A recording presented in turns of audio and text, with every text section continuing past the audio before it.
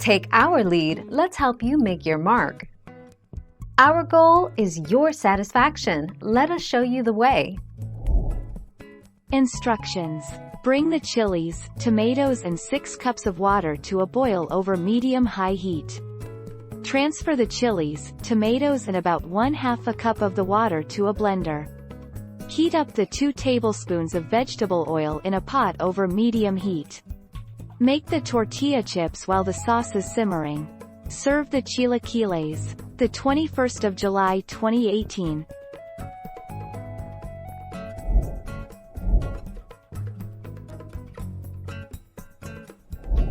Make your mark, take our lead. In huevos rancheros, the fried eggs are served over hot, crispy tortillas smothered in warm salsa over top. In chilaquiles, however, the chips are actually combined with the warm sauce so they soften before the fried eggs are added on top. Thank you for watching. Please subscribe and hit the bell notification.